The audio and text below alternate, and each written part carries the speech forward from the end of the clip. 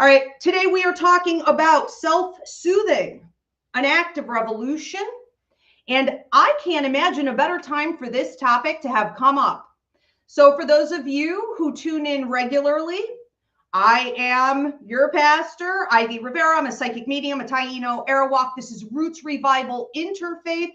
And you know that everything I speak on is given to me directly from spirit, usually weeks or months ahead of time, and then scheduled in and fleshed out, okay, over time. And the targeted, pinpointed like timeline on this blew my mind. Okay, so we need this right now more than ever, especially with all the things I just talked about. All right, with the TikTok ban and the shifting of government and whatnot. So I do want to invite you guys also to post your prayer and healing requests.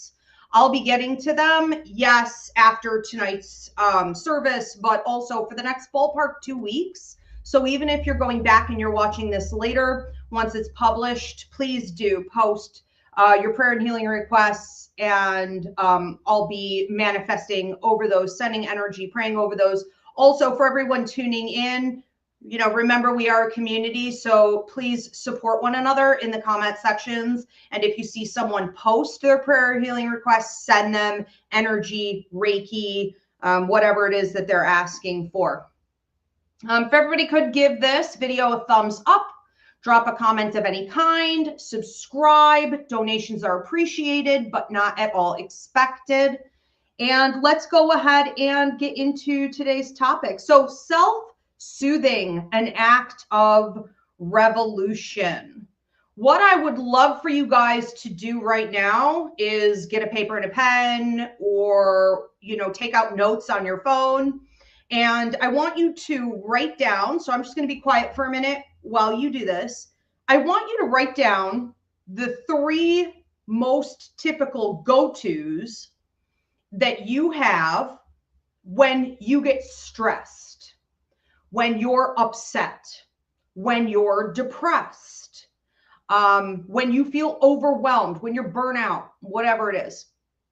What do you lean into? What do you participate in to make yourself feel better? Now, don't sugarcoat it and don't lie, okay? Because that's not going to help any advancement here. Don't be like, well, I always exercise and I eat healthy at times like that. And like, no, what do you really do? Do you hit the bottle? What do you do? You know, do you get into like trash TV? Do you used to pick fights with people in your inner circle? Where do you go? Okay, when you do that. So I want you to really think about it. I'm going to be quiet for a minute. I want you to write down the 3 things that you typically do.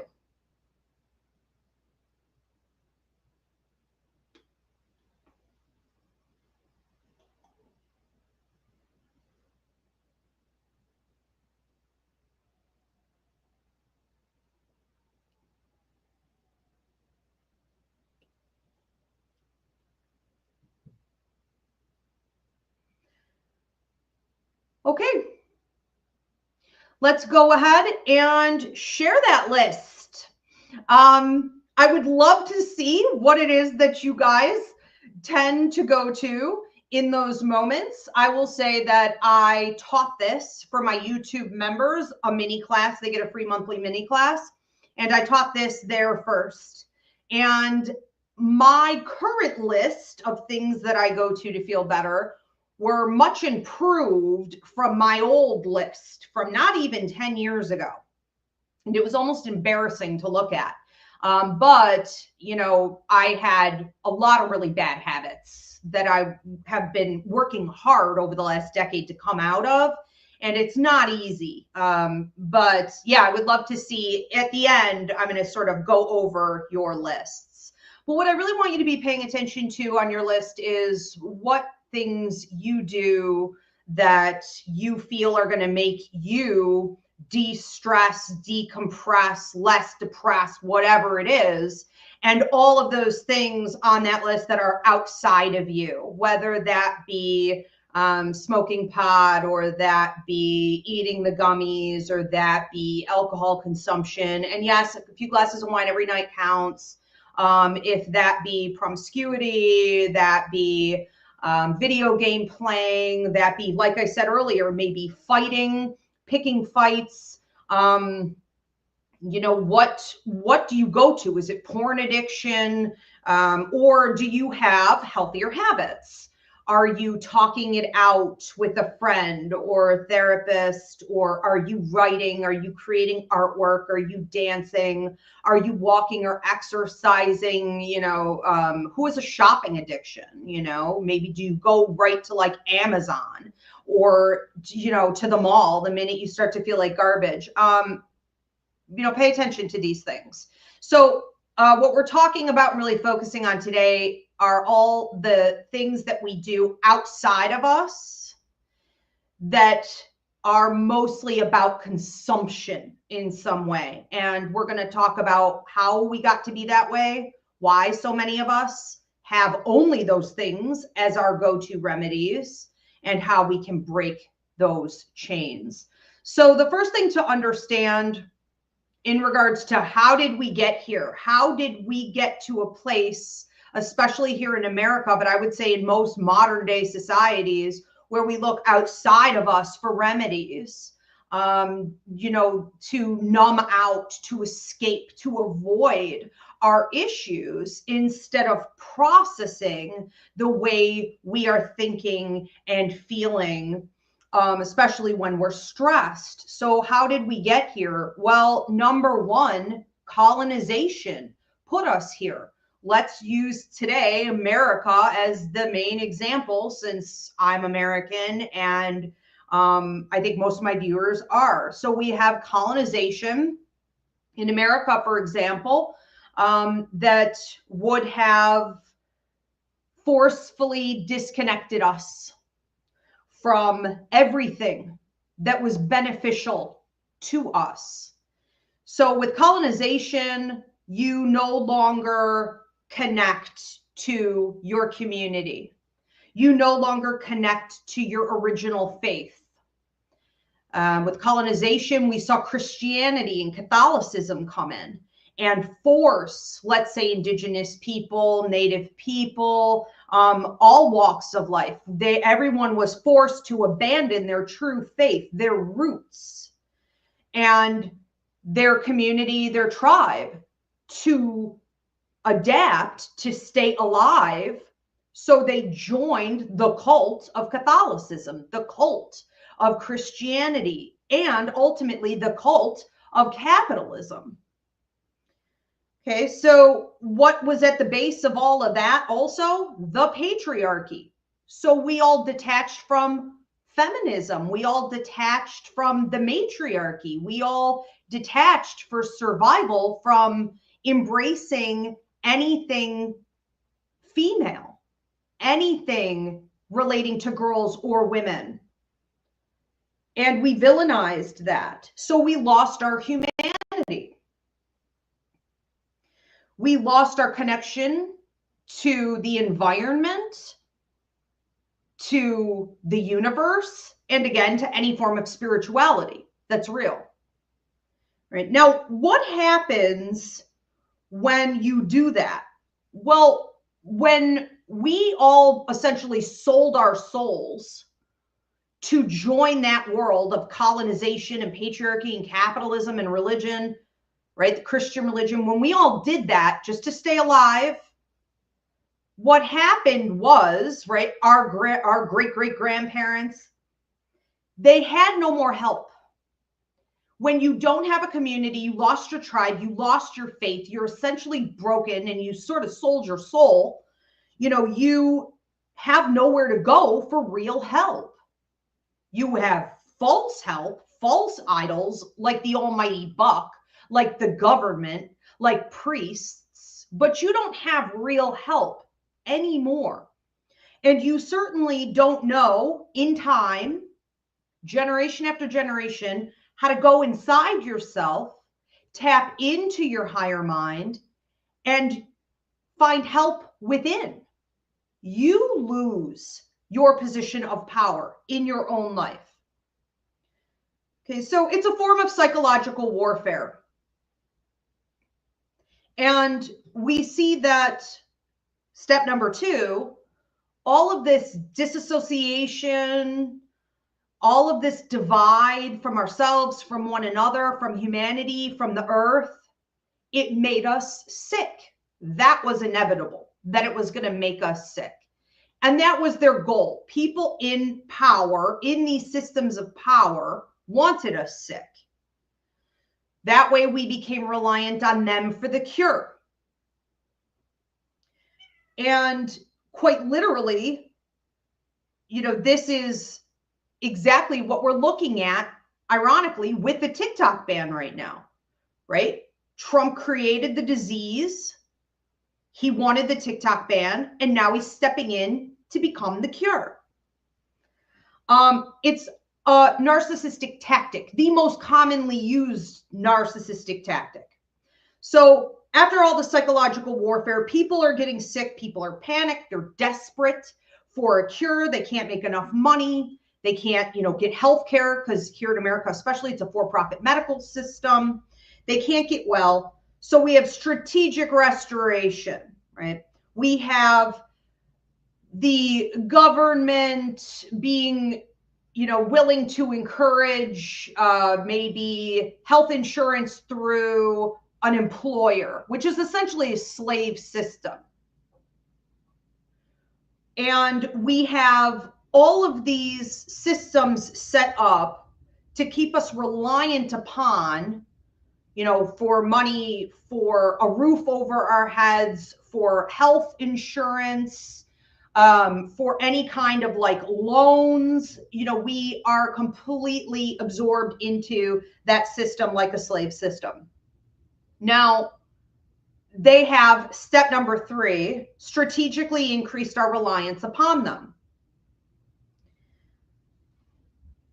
So when we see things like the lazy mentality, that the poor in this country are lazy, they're slobs, they're not working hard enough. And this toxic American system has made the entire world believe this, about us. We don't eat healthy food because we're, fat slobs who hate ourselves and our bodies and we don't want healthy food. No, we have food deserts and we can't afford fruits and vegetables. It's not that we don't want to be educated. We don't have a free education system. We have to pay for all of that, right? It's not that we want to be unhealthy. We don't have health coverage, so we can't get medication. We can't really take good care of ourselves. Only the elite are eating the fruits and vegetables and educated and healthy and can have what they need, right? And it gets in time worse and worse and worse. And the divide between the rich and the poor gets bigger and bigger and bigger until we end up with where we are today. And we are realizing on the poverty end of the spectrum more and more every day what's really going on, how sick this system of reliance is. And the different ways we've been programmed and brainwashed into this cult-like system, right? To hate ourselves and to hate each other and to compete instead of live in that original community that we were cut off from. So these ideas that you're lazy, redlining with the residency, credit scores, America's like the only thing in the world that has a credit score system. Good luck if you're black or you're brown having a decent credit score. It's literally designed, okay, to keep groups of people out of being able to ever attain wealth. Therefore, they cannot create generational wealth.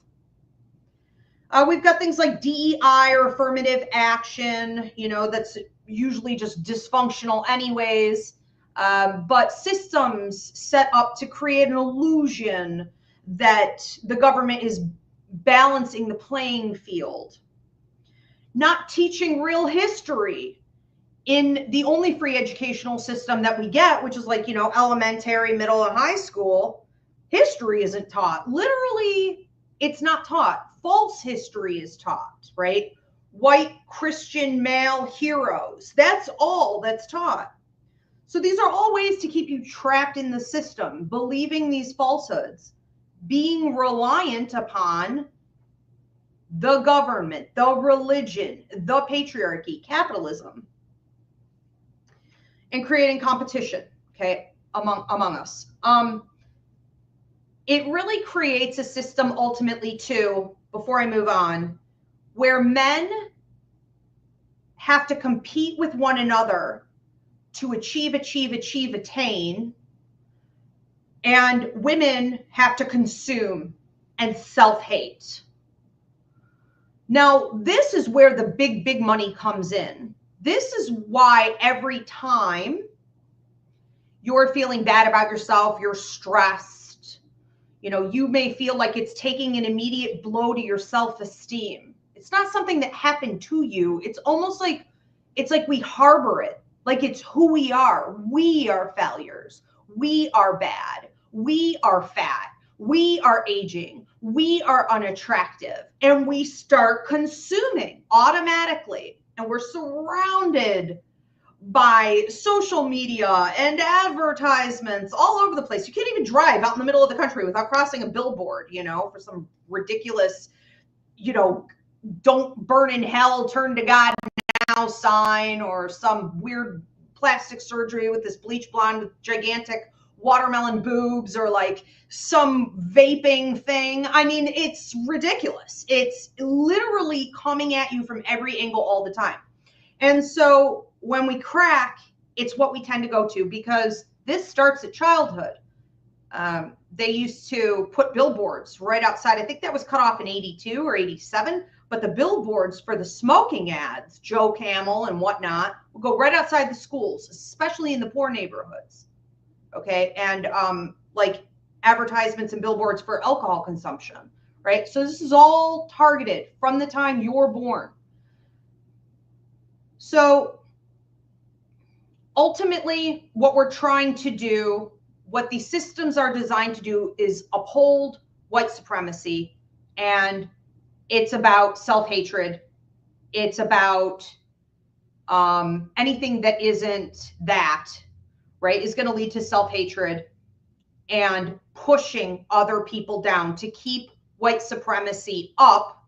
We can't have nice things here in America. That's why we can't have health insurance, free education, okay, help with child care. We can't have nice things because of white supremacy. And because at the root, the white Christian male, okay? So if people aren't crabs in a bucket, with each other, pushing each other down and dog eat dog and trying to consume and consume and consume to create that illusion of wealth and whiteness, it's proximity. As close as they can get to it, they'll do anything. They'll sell their soul to get close to it. And that brings us to where we are now. Okay. We have very little ability. I would say the average person that I see, whether I'm dealing with clients or I'm dealing with students or I'm looking at my own history or I'm looking at friends. I hate to admit it sometimes, but I'm like, whoa, we have very little ability to self-soothe, very little interest in learning self-regulation. But we typically instead turn toward these things I mentioned: consumption, shopping, even like makeup, plastic surgeries, alcoholism, drug addiction, tuning out, avoidance, escapism, sex addiction, porn addiction, all types of things, okay? Which again, just feed the division between us and the division within us. So we really don't know ourselves anymore, and it's really sad. We have zero coping mechanisms for the most part. So what's next in all of this? The next step, hence the title of today's service, is the revolution itself. And when I refer to self-soothing as being revolutionary, I'm talking about the power you take away from these systems of control when you no longer need them. When you learn how to identify that you're burnout, you're stressed, you're depressed, you're going through something. And instead of running to those outlets, that consumption, you're going to create new tools that you can use and apply them regularly until it becomes a habit, a new way of life, like a tick. You have a desire to go to those new remedies. Okay, so we are at a place now where we're taking our power back. It's early in the revolution, but I want to say it's moving really, really quickly. Okay, so what we're really doing, number one, is getting back in touch with your spirituality through self-awareness. And what I mean by that, number two, is that you're learning your body, your inner body, which is where you may feel your energy more, and you're getting reacquainted with that. I taught a class on empathic awareness last week, and I had a student in there who said about an exercise we did where we just went into our bodies to see how we were feeling from the top of our heads down to the bottom of our feet. After we came out of that exercise, she said, I had no idea what my body felt like. I can't remember the last time I wasn't numbed out to my body. I knew I had some pain and stuff, but I had no idea how intense it was, where all these other vibrations or heat or tension or thoughts and feelings, where they were. She's like, I had no idea all of that was in there. And she said, I've been going through a stressful couple years and I must have just stopped paying attention to that for survival, for functioning. And I said, well, if you took nothing else out of this class, I hope you took that you need to be mindful of that every day. Every day we need to be mindful. Okay. So that's at the root of mindfulness, right? Is learning to get back in touch with your body. And you can do it just that simply. You can just periodically throughout the day kind of close your eyes and go from the top of your head to the bottom of your feet and scan your body. What's in here? What am I feeling? What am I thinking? Where am I tense? Where do I have pain? Where am I agitated? What's going on? Are my thoughts cyclical and patterned? Do I need to stop that? You know, what's happening in there? Now that automatically is going to lead you to be more connected spiritually. It's going to automatically connect you with mediumship, empathic ability, your psychic ability, okay, all of that. Number three, what we're really talking about here is getting comfortable in the discomfort. So the minute, especially here in America, we feel uncomfortable about something, we're not taught to leave work and go take a break. This is in Italy, you know, this is in Europe. You're not encouraged to go have a cup of tea. You're not encouraged to take vacation time or sick days or wellness, mental health check day. Like, you're not encouraged to do any of that here. So we don't know how to be comfortable in our discomfort, whether it be stress or anger or big feelings or, you know, depression or grief. We don't do it.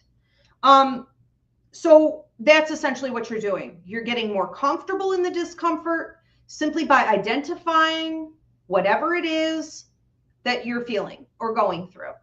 That's all. Okay. Super simple to get started. Number four, you are going to reconnect with your intuitive intelligence. That's psychic, mediumistic, and empathic ability. Okay. The clairs, clairsentience, feeling things, you know, from the spirit world or other people. Clairaugustine, smelling phantom odors and flavors. You're the only one who can sense it. Your senses are opening up, right? Claircognizance, the all-knowing. Clairvoyance, your psychic ability, your third eye, your higher mind kicking in, okay? Visions of the future, deeper dreams. You want to connect more to that. Number five, if you connect to your intuitive intelligence, it is going to eliminate 80 to 90, 95% of the problems you have in life. I swear to God, if you take nothing else out of this, know that. When you are intuitive, and we all are, but when you pay attention, you honor and embrace your intuition, your gut instinct, okay? The vibes, the energy, the truth. Your problems, the majority of them are going to go right out the window. And you may be like, yeah, what about health? Yeah, what about money? What about this? Mark my words. See what happens, because this leads to health, breakthroughs, fluidity, transmutation, all of that. Everything breaks down to this. It also helps you when you're intuitive, or you're sort of spending more time in the right side of your brain.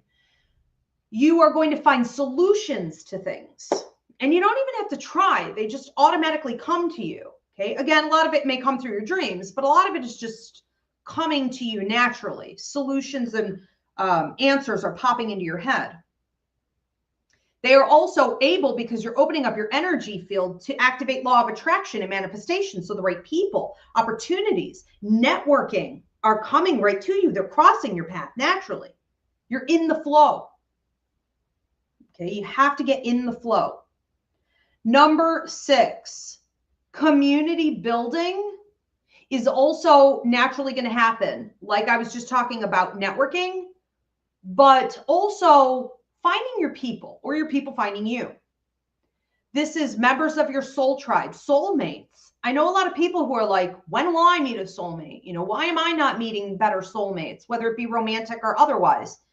And it's like, well, you're not on path. You're not in the flow. You're so blocked up. You can't even attract those higher vibration things. So your relationships will naturally build as you're doing these things. Number 7, pay attention to your true path, your life contract, your purpose. Okay, what is your calling? What is your art, your creativity, your passion? I mean, what are you here to do?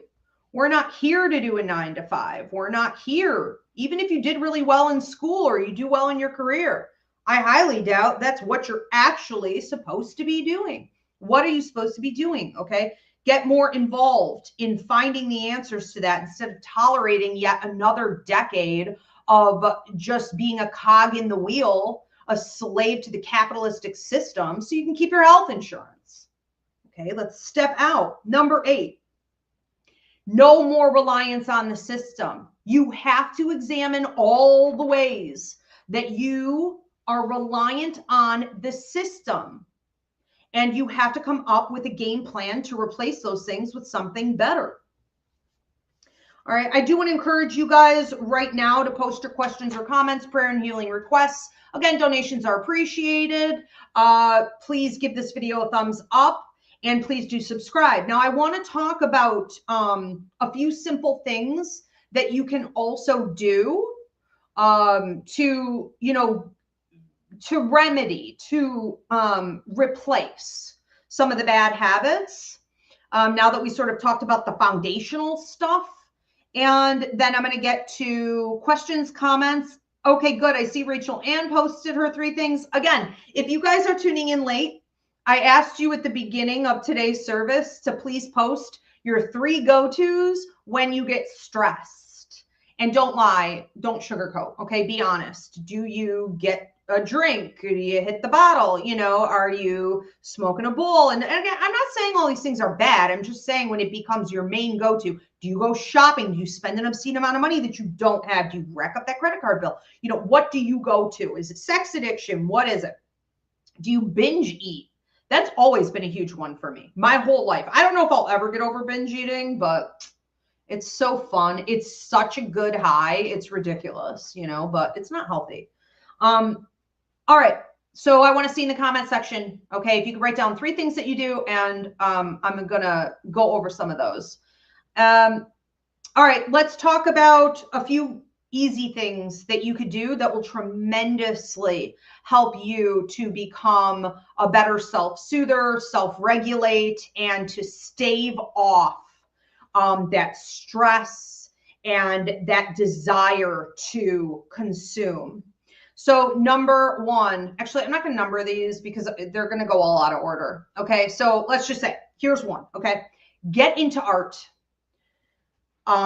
Get into crafting. I don't care if all you could draw are stick figures, okay? You need to, or the painting classes that they have like sip and paint. If it's something you enjoy, a pottery class, get some mud and get on a wheel and see if you can throw a bowl. Who knows what you can come up with?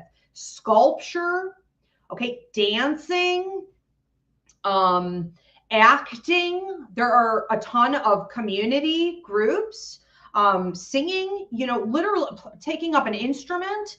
Find something artistic to do or craft and make it a regular part of your life. I think my new thing is going to be getting some of those glitter pens I keep seeing on TikTok. There's like 16 of them. They're beautiful. And like getting a coloring book, because I think it's going to be meditational for me. And I haven't colored in a million years, right? And so whatever, like, is there a point? No, but whatever I color, I'm probably going to like put up on my bedroom walls or something and like feel pretty great about it. It's an outlet. But we need to bring more art and crafting into our lives. Also, teach that and encourage other people to do that, especially if you have children. My father was an artist, worked for the Pentagon, was absolutely brilliant. His paintings, his drawings of people looked like photographs. He blew my mind, okay? And when I was little, I remember some of my earliest memories are being like in a diaper with like naked with my brother and him picking us up and putting our feet in different colors of paints and telling me where to put my hands. And I would put my hands in paint. And then he would have strips of paper out and we would place our hands and feet in different body parts and do all this weird shit. I don't know what the hell he made out of those, but anyways, we were taught how important art was and that you can make a career out of it, that it's not something we do as little kids for like entertainment. It's supposed to be part of our lives and our culture. And that's really in large what's missing, is that we don't connect, through music and art in the way that we should be in writing. It's seen as lazy, sloppy, a cheap way out, right? Undeserving of money and attention, and it holds no value. That's sick. That's really sick. Also, I just want to say, if you're doing any kind of artwork, like I'm a writer, I didn't get my father's artistic ability per se, but I did get the writing gene, and I do a lot of automatic writing, and I watch artists do this all the time. Again, that's why I'm getting back into coloring and things, because when you're writing or you're painting or you're dancing or you're speaking poetically, whatever, dropping a rhyme, you're doing whatever you do, right? You are going to have automatic channeling. It's something bigger from the universe coming through you that needs to be shared with the audience, with the people, right? Or for your own healing. So it helps to reconnect you back to intuition. Okay, again, this is all connected. Number 3, I guess we're on. Again, I said I'm not going to number these, but create an activity. I kind of touched on that earlier, but on a more serious note, you need to be walking at the very least like 15 to 20 minutes 5 times a week. You need to be doing an aerobics class several days out of the week. You need to be in some form of resistance training or like a dance class or something. You need to be moving. So when stress builds in our bodies, it is a given that you're not going to be sleeping. You're going to mentally deteriorate, which means you're going to eat more trash. You're going to need to consume more carbohydrates and sugars, right? It's just down, down, down we go. We're more aggressive. We're just not capable of making better, healthier choices when we haven't been expelling all the negative energy on a regular basis all week. And something as simple as walking, right? You don't even have to walk fast. Walk the dog, walk someone else's dog, get paid, be an entrepreneur, start a new business. Okay, but you must move. You have to move. Another one is getting in touch with nature. There's a ton of research on this about how living by water, right? Or I think the research is about like water people who live something within like a 10-mile radius of water. They are more creative, they're happier, they're healthier, they have less like heart disease and just all kinds of things. Stress reduction, there's a reason for that. You know, I believe it was like they're more left leaning or like more community oriented and things like this as well. So I'm not saying you have to go move to the water or become like a fisherman or camp constantly, but I think that if you can create a space where you are getting in touch with nature every single day, at least a little bit, you're going to feel a ton better because it does the work for you. Like with exercise, but with nature, it just pulls the negative energy out of you. Your dog or your cat also does this, okay? They're pulling the negative energy out of you. So going barefoot in your yard, hugging a tree, bringing more plants inside your house, taking your yard, even if you have a really teeny tiny yard or you only have a little porch or something, can you get some plants in like a Buddha fountain, you know, where you have like water running that way, okay? Put that in your office space, put it in your cubicle. There are a million things that you could do to incorporate more nature, but it's going to fix it for you, a lot of the stress.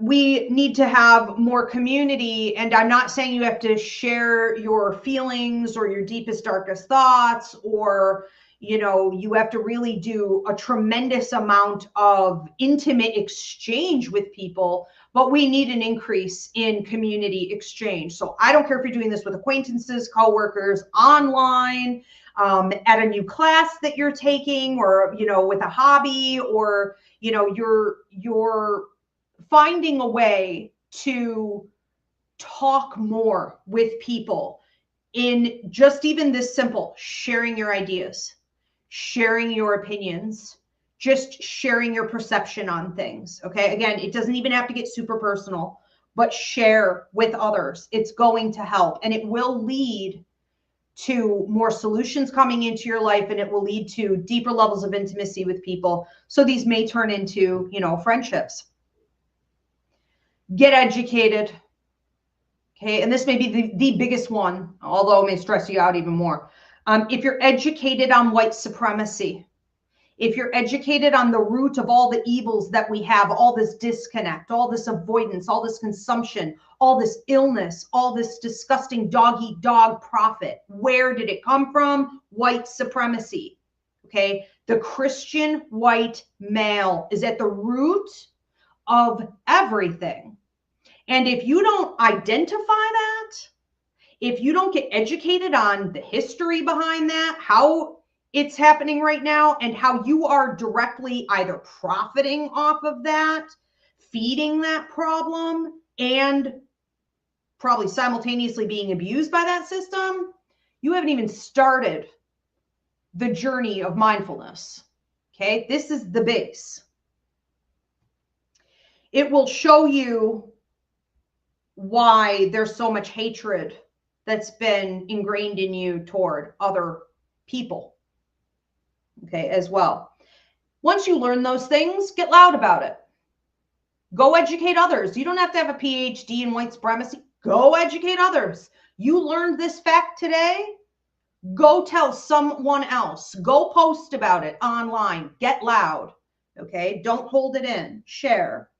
You could also get into volunteering. You could get into activism. You could get into charity work. I think that so many people who are miserable, who are struggling with addiction, who are fighting off these bad habits, they don't really give anything to anyone else. They don't really talk. They isolate a lot. They don't really share their ideas. They don't share their wisdom, their skill set with other people. I never see them volunteering anywhere. And there's so much loss and lack in the world not just in America, everywhere. I don't really see them getting involved in activism. Now they'll bitch and they'll moan and they'll complain and they're miserable cows about everything, but they're not ever trying to really fix it by showing up and doing the work and getting their hands dirty. Roll up your sleeves and go do something. I don't care how big or how small, but once you get started, that energy exchange is kind of addictive, okay? And you may find that you are feeling worlds better and your world is opening up because you're contributing to others, okay? So get out of your little world and go create a bigger world. Therapy. I would recommend, if you struggle with the things that I talked about today, say you take all these tools and you're like, oh, wow, that was some really good advice. I think I'm going to subscribe to her channel, you know. Say you take all this and you're really trying to apply it and you're like, oh my God, I can't. Like, I can't break habits. I can't create new habits because I can't break the old habits. I can't seem to unblock or detox. Like, what is wrong with me? You may need some therapy. You may need some trauma therapy. You may need some, new tools for behavioral modification. You may need to release some stuff that you didn't even know was there. And a therapist, maybe a good therapist, may be able to help you with that. You may also have a disorder. You know, maybe you're neurodivergent in some way. And these types of things are not that easy for you to do. You need a little extra help. So don't be afraid to seek out the good things that the medical field has brought to us, right, in getting that help. But don't feel like you have to just keep struggling and stay like a mouse on a wheel, okay? And the last things, two things I'm going to suggest here, you guys probably hear me say a lot. When I talk about when you wake up in the morning and you should spend the first 10 minutes of your day with your cup of coffee, with your guides, with your ancestors, your angels, your deceased loved ones, right? And you sit quietly for about 10 minutes and you ask these three things. What pitfalls can I avoid today? What should I be focused on today? And how can I be of service? I tell you guys to do that all the time because it isn't just connecting you with your higher self, your true purpose and path, and obviously the spirit world, but it's helping you to get control of your life. It's putting you in a position of power. So you're less subservient to looking outside of you for all the answers, for all the solutions. You know, you're less passive and you're not as likely to consume, okay, and indulge in these things that aren't good for you because you feel better. It's 10 minutes, okay? I would also, on that note, review your dreams from the night before. Keep a dream journal because your dreams are your roadmaps, okay, for your life. Look up the symbology. And the last thing I'm going to say is create an altar. Now, if the word altar seems weird to you, create a memorial space. If that also seems weird to you, create a future vision space, okay, or a space of things you love. We can find a tremendous amount of strength effortlessly when we have an accumulation. And I would recommend you put this right by your bed. So it's the last thing you see at night and it's the first thing you see in the morning. When we have an accumulation of like images, pictures of the people who loved us, who passed on, ancestors, things that remind us of our roots, our tribe, our true faith, because I'm sure you didn't come from Catholicism and Christianity, right? What are your real roots? If you have also the things that you've collected that the universe has sent to you or spirit has sent to you, pennies from heaven, the feathers that have crossed your path. I collect little ivy leaves when they pop up in weird places. That's from my guides. If you've collected, you know, like dollar bills or whatever it is, okay, that's important to you. And I would love to hear in the comment section, what objects, what symbols get sent to you to uplift you and to keep you going in life? Well, we collect those, but what do we do with them? We really should create some type of an altar or a memorial space, like I said, right?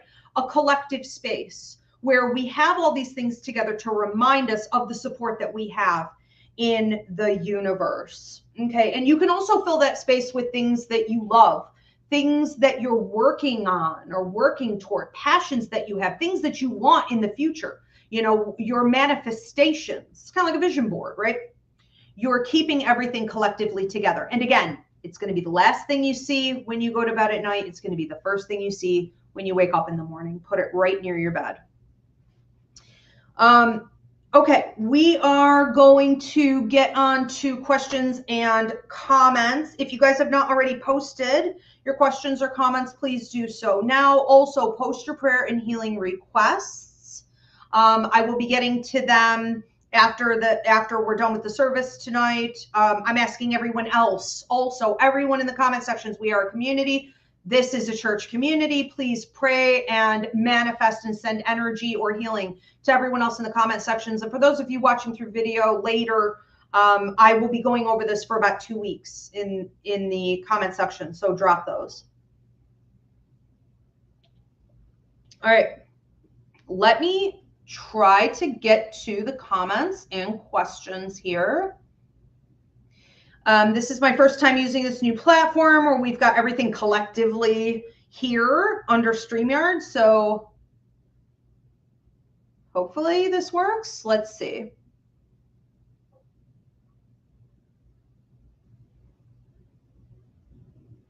I am the least tech savvy person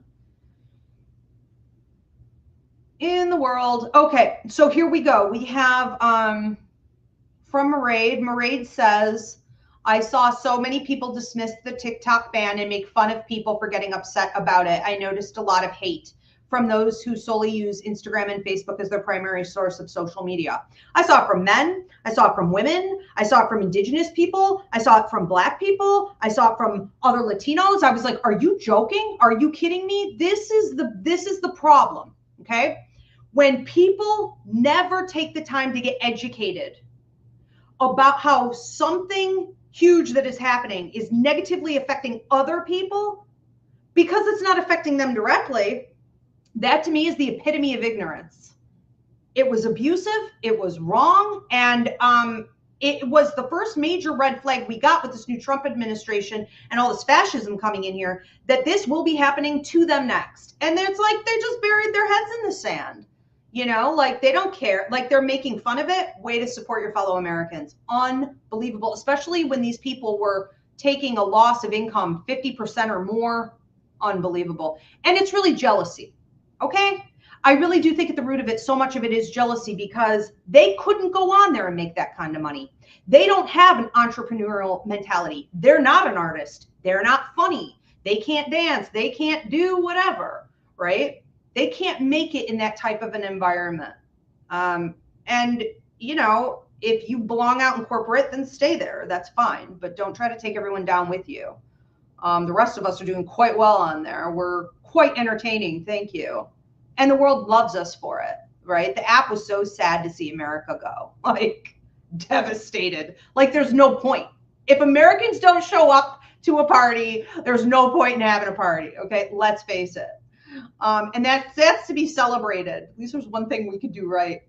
All right. So Maraid says, I listen to music. I mindlessly doom scroll on TikTok and I journal. Okay.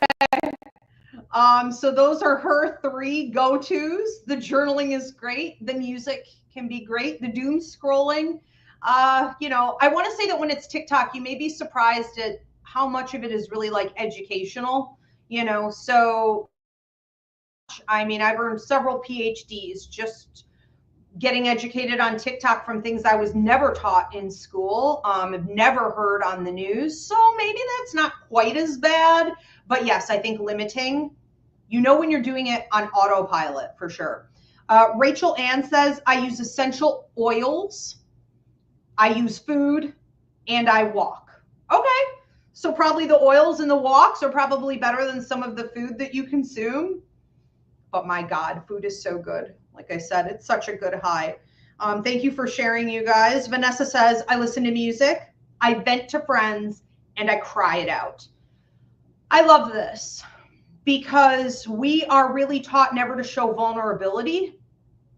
And crying is such a natural therapeutic, it's just a release. It may come with or without your consent, right? You see a commercial, you see a dog, somebody says something, you smell something that reminds you of something, and you're crying, you're bawling, and you should let that out, crying it out. Or I think even the way Vanessa's saying it, like, sounds like she may schedule cry times. A lot of older women do this, and I never really understood it, and I've never actually done it. But I remember a lot of like my aunts or like older women, or it's even like there's an episode of Everybody Loves Raymond where Deborah, is that her name? Deborah, there's a whole episode where Deborah schedules a cry. She just wants to have a good cry. So she kicks everybody out of the house and she puts on some music and she has a good cry. And like her husband's like watching her through the window, like out in the bushes, like, what the hell is she doing? What's wrong? What is she hiding from me? She's like, I just do this regularly for maintenance, right? For spiritual hygiene. That's a good one. Mairead said, I go to video games too. Okay. Mindless downtime. Pac-Man, I miss Pac-Man. That used to be my go-to on there. I miss those.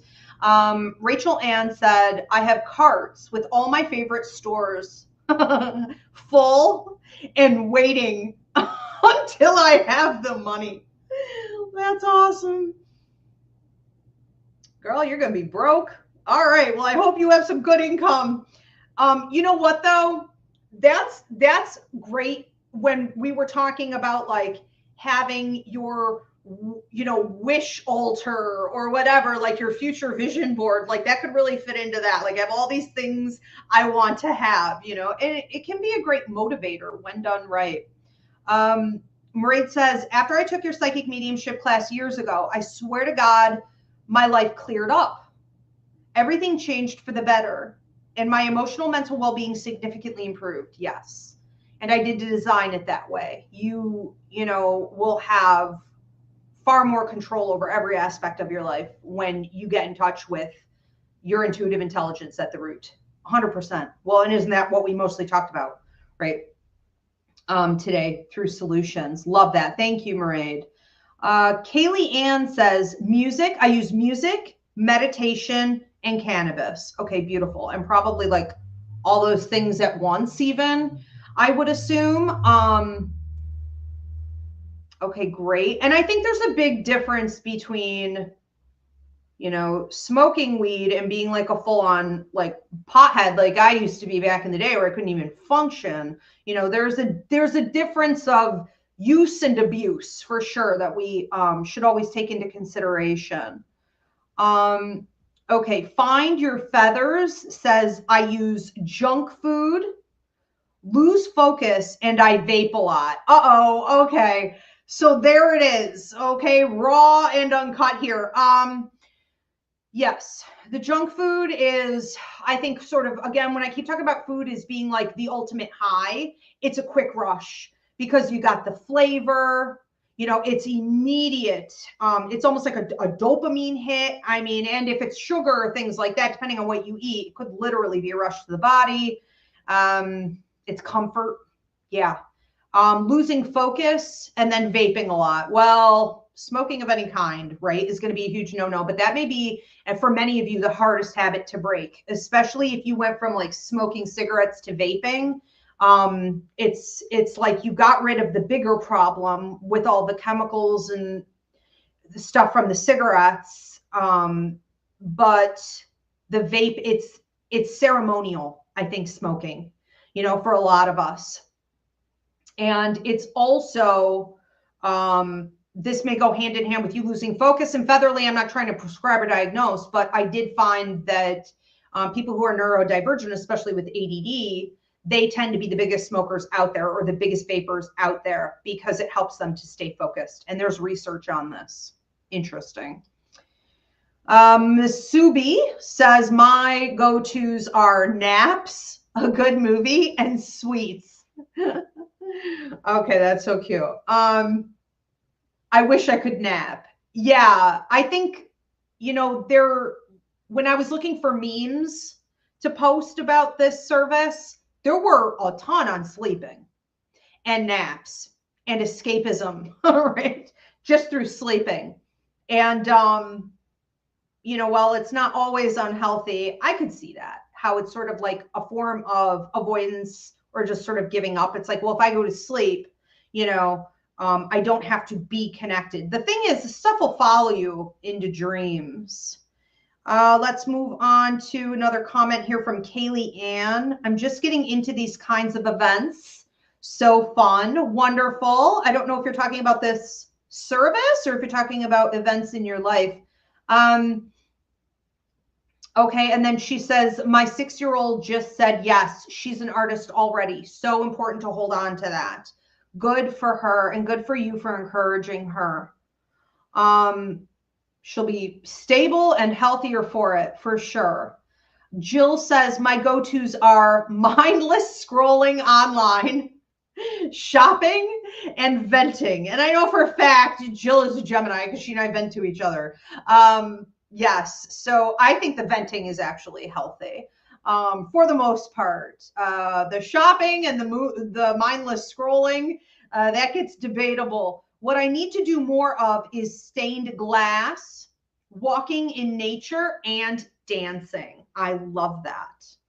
Yes, absolutely.